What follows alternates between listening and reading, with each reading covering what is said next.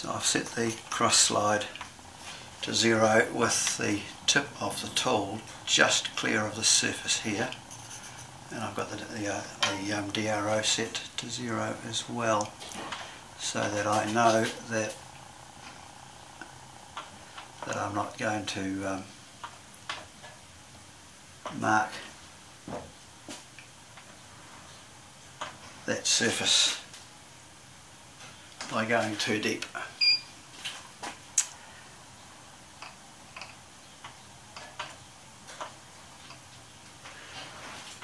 And 8 TPI is B1.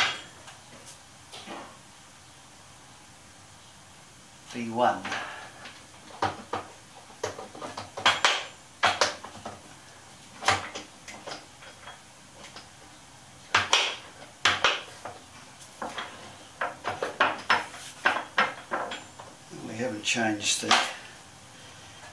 changed the change wheels, so we should be good to go. And because the lead screw is 8 TPI and we're cutting 8 TPI, I can engage the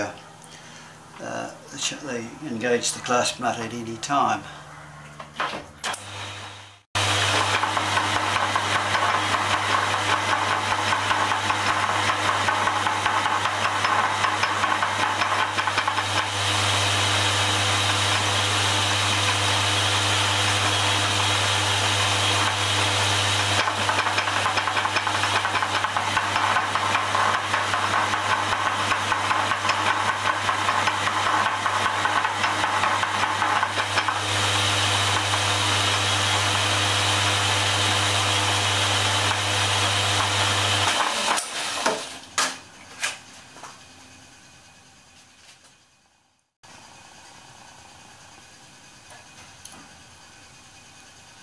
Be very surprised if it's wrong, but I've been wrong before.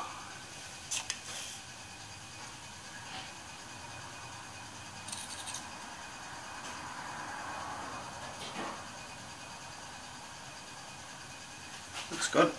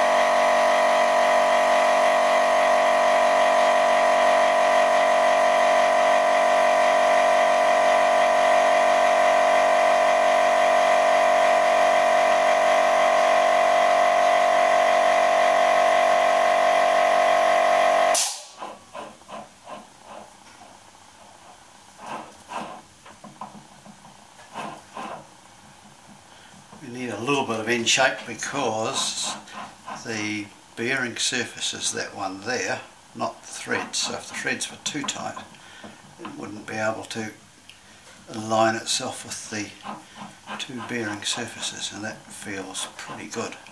In fact, that feels very good. It's just a little bit of shake on the threads.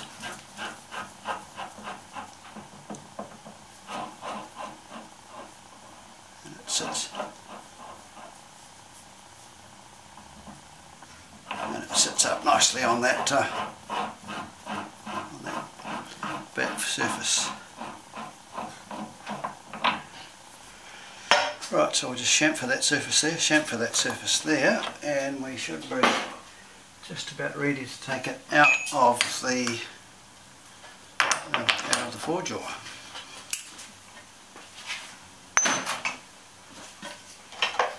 Now, somebody's going to ask what that horrible noise is inside here, so I'll show you before I take it out of back gear. Right, so that's the inside of the gear train, and this is the back gear here, and if I take the belt out of gear, what's happening is that this gear is doing that,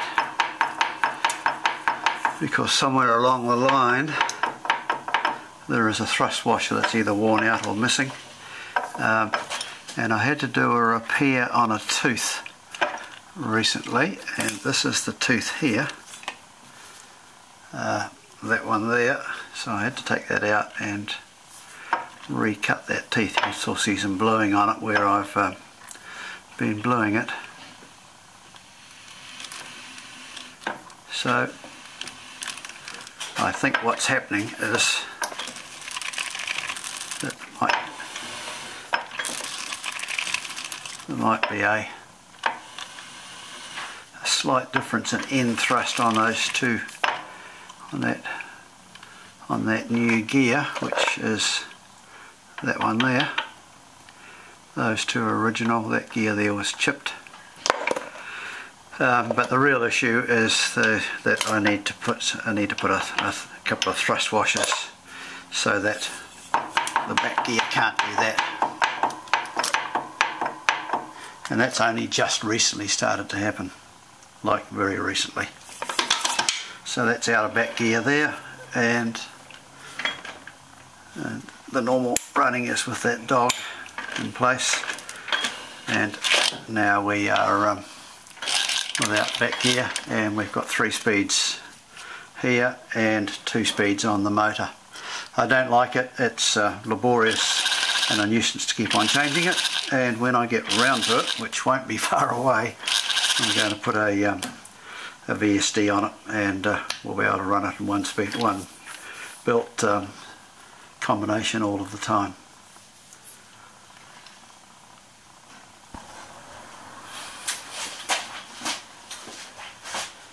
Right, so we'll just put a chamfer on.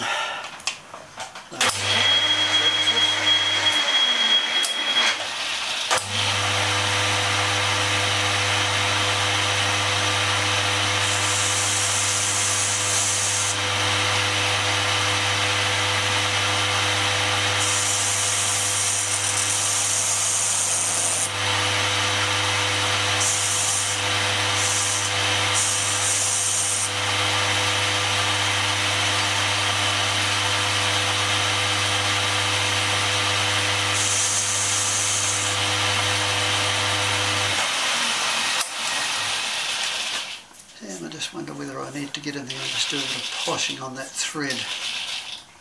It actually looks pretty good. There's no sign of chatter on the threads. Got a little bit of a sharp edge on that very first one. On the very first thread there's a little bit of a sharp edge. I might get in there and just stone that by hand. This surface here looks pretty good. Now, before I take it out of there, I'm going to take the 4-jaw chuck off and then turn it around and just make sure that this screws onto the nose of the lathe with the 4-jaw chuck still attached. It's going to be a mission because this is all pretty heavy. And before I do that, I'll put it in back gear so that I don't have to fight turning things.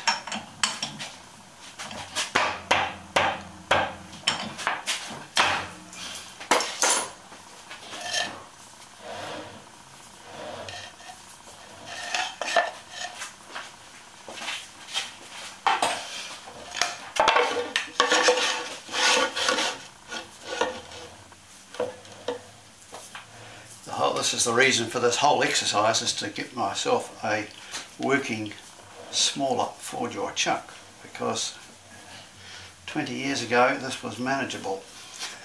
It's got heavier in the last 20 years. This is the bit that I don't like, because when it drops off it's sitting on the threads. Right, now if this screws on, then we'll be able to get rid of the 4-jaw chuck attached to it.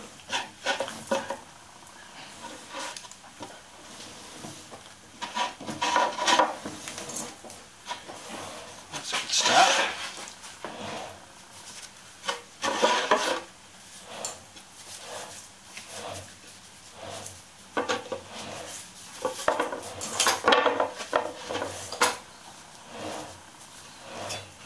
Looking pretty good.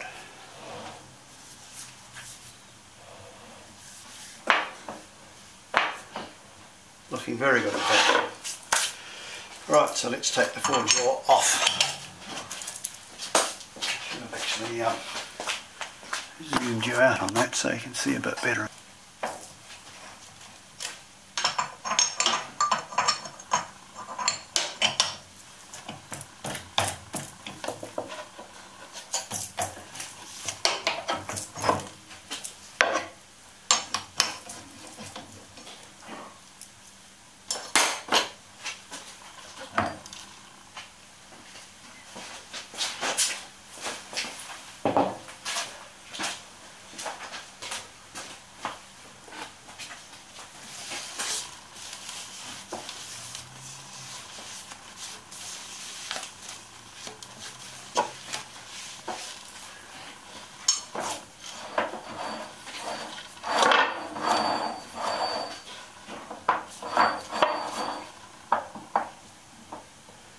There's a little bit of shake on the threads, which we do need, because if there was no shake on the threads then this back surface wouldn't pull up tight against the nose of the lathe, and it does. I'll blue that later, but that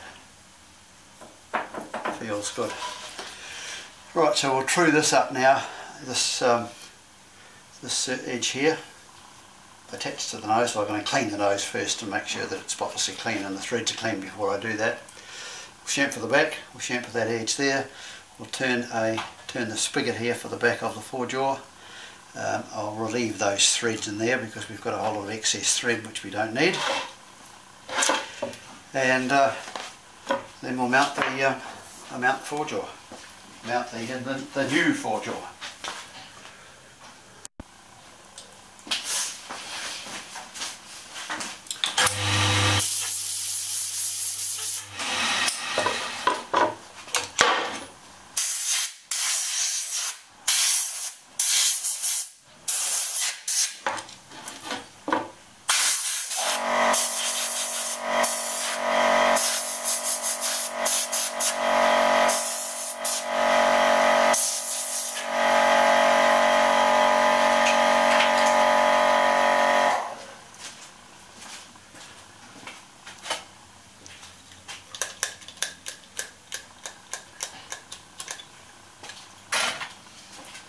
This job was made relatively easy by having the dummy nose.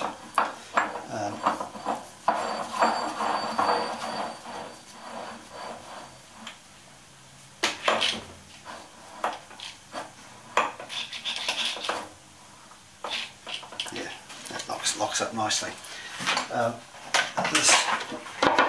This dummy here, I made that because I made this attachment for an ER 30 collet a year or so back, and I made that so that I could test this easily. Also, it serves as a protector for this. Got to be careful you don't cinch that too tight, because it's very, very difficult to get it undone. So this dummy lathe nose was very useful in making that. Right, so interesting to see how much run out we've got on these two faces, because we were fairly careful to get things accurate on the in the four-jaw. So this will be a bit interesting. I mean, in theory it should be good.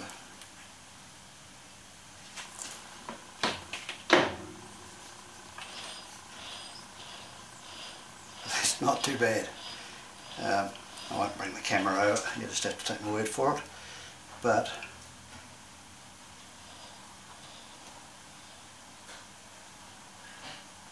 right, so that's the lowest point there. 3 thou. 3 thou, that's not to be sneezed at. I mean, it doesn't matter too much because I'm going to turn it, but that just shows you what you can achieve if you're careful. And this front surface, this is a metric gauge.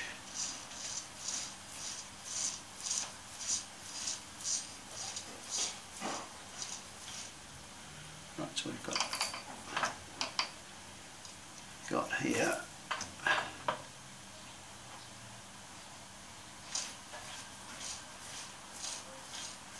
that's remarkably good. I'll see if I can get the camera in on the gauge.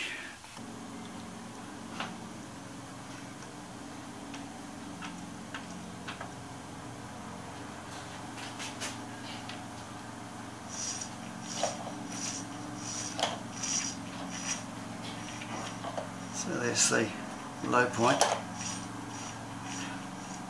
there's the high point there, so 10 hundredths.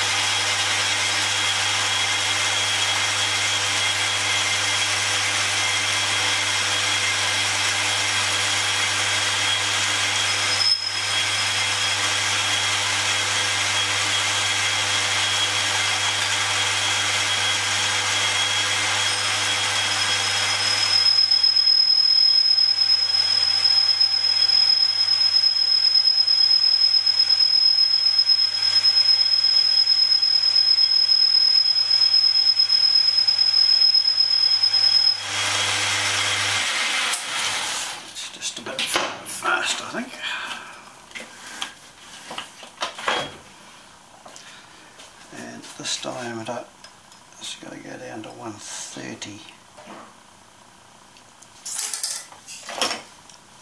which is the spigot size of the chuck.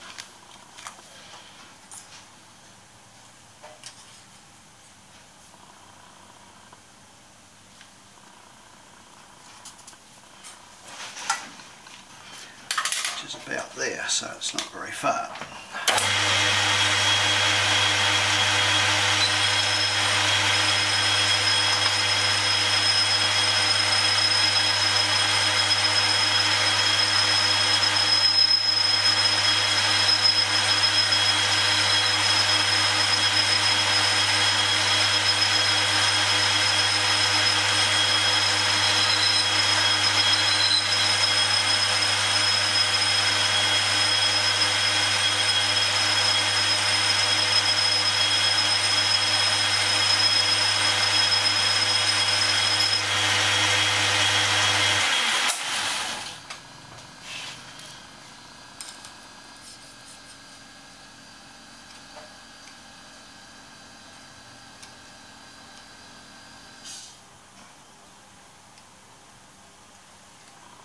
So that's 145.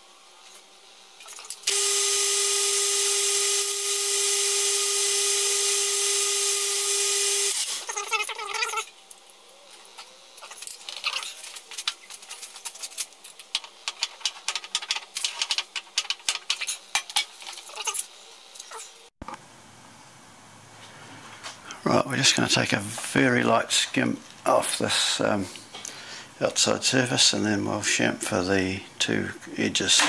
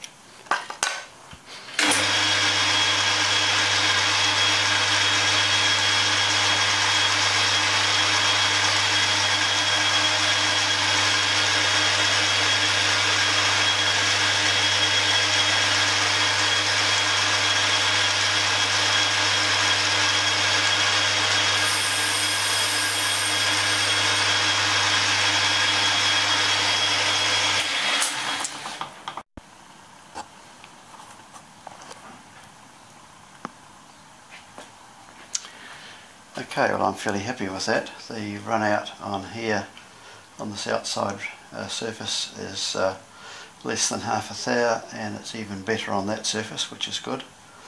We've got a very good fit on the chuck, on the spigot.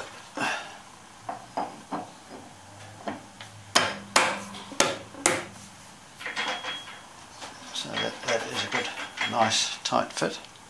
Not that it needs to be, because it is a 4-jaw after all, and so any errors of course are taken up by adjustment of the jaws. But at least it isn't going to move. So what we've got left to do now is to index and bore the 4 holes in the back plate. These are 8mm, so I'll measure those distances accurately. My rotary table is too small to take the back plate, so I'm going to do it on the milling machine, because they are 90 degrees apart.